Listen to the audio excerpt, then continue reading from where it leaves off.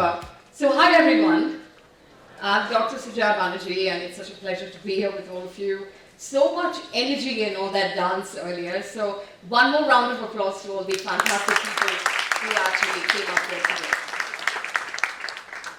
So one more time, I'm Dr. Sujaya Banerjee, and I'm going to talk to you about your absolutely fabulous theme for this event, which is Give, Get and Grow. And I've called this a winning philosophy for the new decade, which indeed it really is. So Give, Get, Grow. How does Give, Get, Grow really work?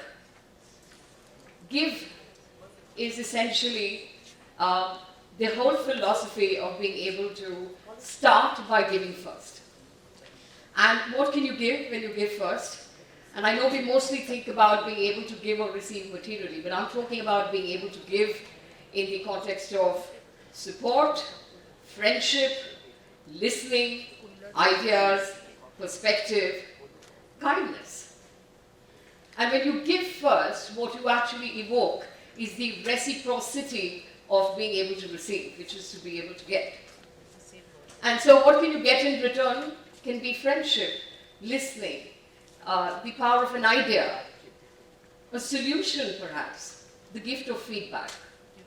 And in this reciprocation of give and get, what you eventually do is both parties tend to be able to rise to the next level in terms of insight, learning, and building a meaningful relationship. Now the problem with give first is that oftentimes what is at stake is something material. And the minute what is at stake is material, then the dilemma of give first goes like this, which is it is impacted by both parties wanting to figure out what it is that they can get first. Right? And I know everyone in the audience here knows what I'm talking about. Is that when we are interacting with the other, oftentimes and at most times, the whole orientation is to be able to figure out what can I get out of this transaction? What can I get out of this relationship?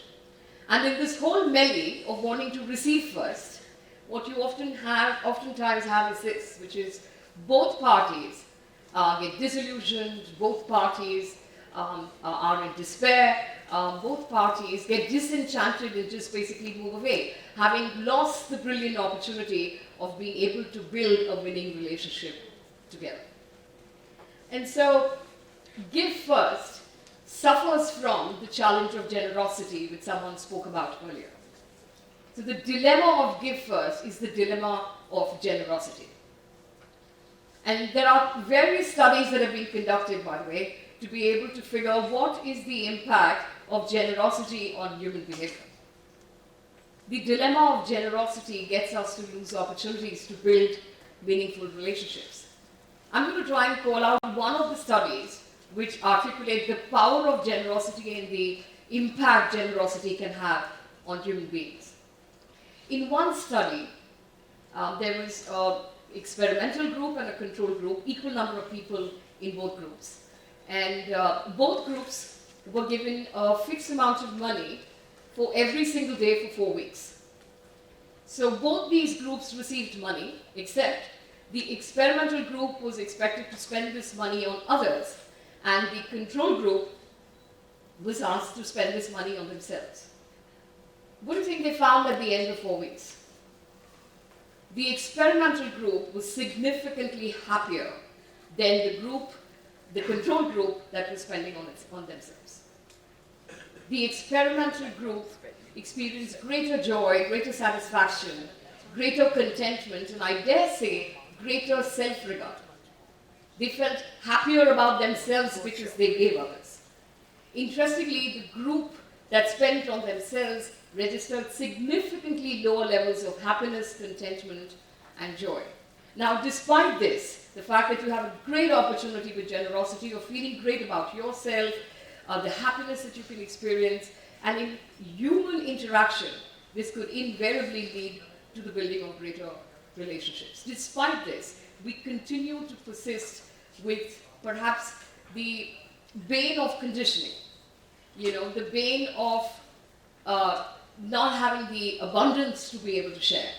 And as a result, give first is always and mostly, for most people, a limited strategy. Almost sounds naive, sounds weak to want to give first. And so, give, get, grow in the context of organizations, and I know many of you are going to be in organizations shortly.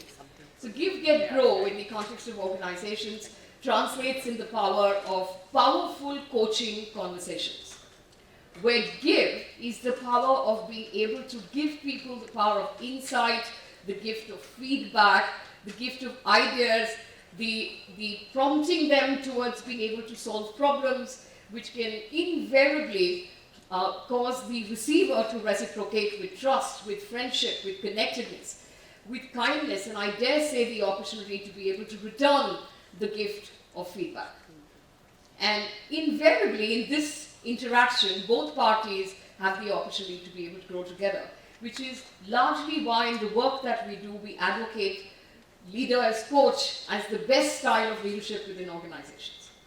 Leader as teacher, leader as coach, which is to be able to draw in the generosity of being able to give first rather than constantly being focused on what it is that you can indeed receive.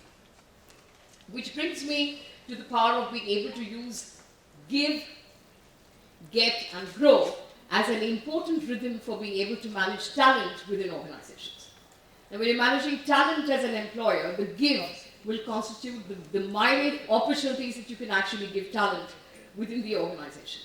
The opportunities to learn, the opportunities to grow, the opportunities to work with outstanding talent, the opportunities to be able to interact with people who are brilliant and learn from them, and of course the opportunities of being able to receive competitive and fair compensation.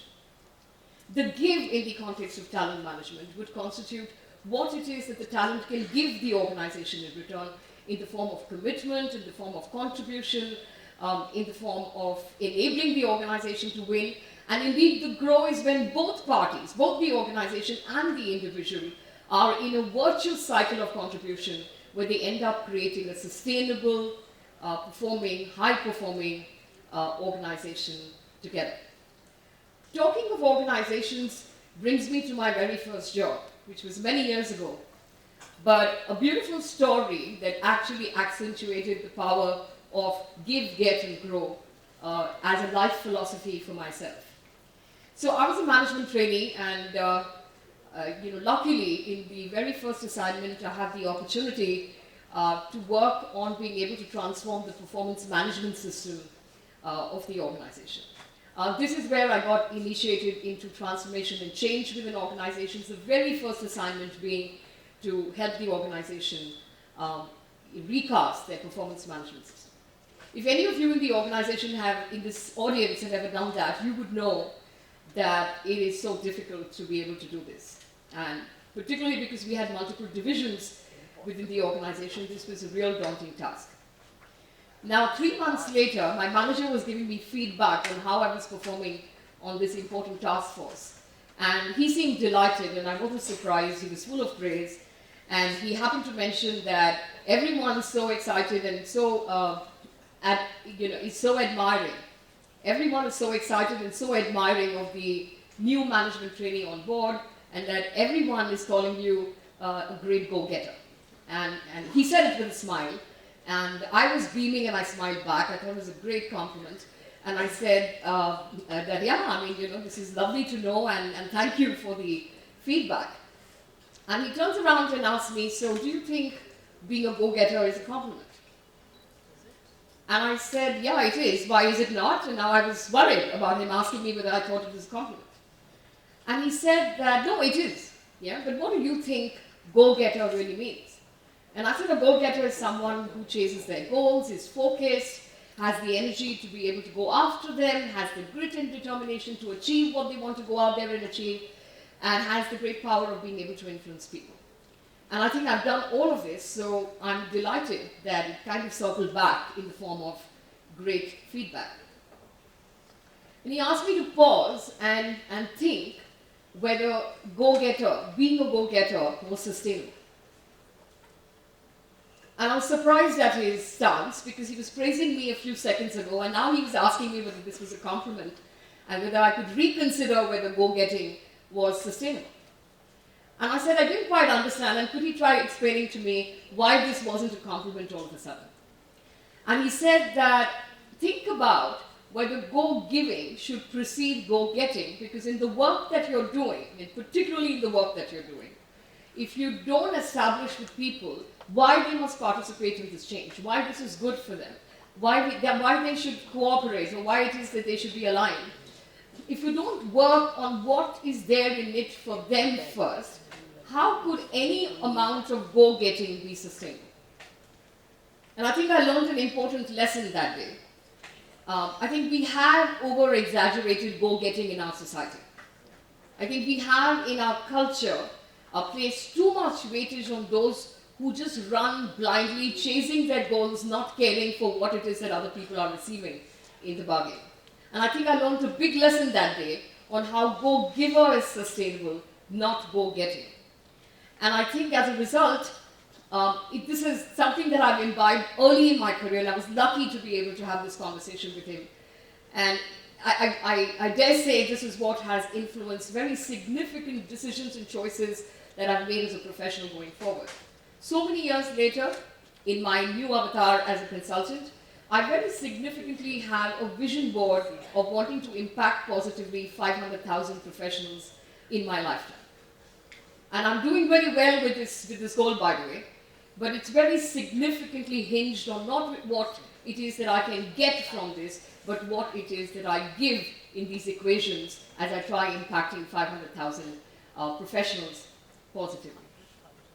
So go-giver rather than go-getter. A vision board that enables you, reminds you to be able to go-give rather than go-get first. In this very disruptive environment that we exist in, this very tumultuous times that we exist in, you never know where the next disruption is really coming from. And this kind of environment, there's never going to be one person or one group of people or one organization that has all the right answers. We're living in times where we need to be able to value collective intelligence, co-creation, collaborations. These are not just words. These are profound philosophies that need to be manifested every day in every interaction, where we value what somebody else is thinking, where we truly believe that we is better than me. We don't just talk about it. There's not just lip service around collaboration, but there's effort, commitment. And I dare say all three C's, all three words have give, get, and grow as the rhythm that will enable collective intelligence, co-creation, collaboration across organizations. What I have here behind me are all the industrial revolutions, starting with Industrial Revolution 1. And I'm sure as a very smart audience, you already know that we just emerged from the Industrial Revolution 4, which was marked by advanced technologies, AI, Internet of Things, robotics, all of that. And what we're seeing and witnessing unfolding around us right now is the Industrial Revolution 5. I want you to watch this chart closely. It's marked by a heart. And the heart stands for the power of relationships. The heart stands for the power of people.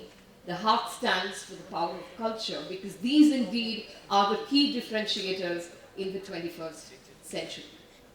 Nobody is going to succeed unless they understand and invest in the power of relationships, and the power of meaningful relationships which have the underlying rhythm, the underlying philosophy of give, get, and grow. Here's a great quote for you to be able to take back. Lao Tzu saying, if you would take, you must first give. This is the beginning of intelligence. If you must take, you must first give. This is the beginning of intelligence. So I want to leave you now with 3 ideas to be able to take away. Many of you, right at the start of your career, this is going to be very powerful to be able to imbibe. The first idea is take the risk. Have the courage to be able to give first. Take the risk, have the courage, but give first. The second idea is get is not always material. In fact, the most powerful get are ideas, support, friendship, kindness, compassion. And if you truly want to learn and grow, then do the first 2. I think with that, thank you for listening to me, everyone.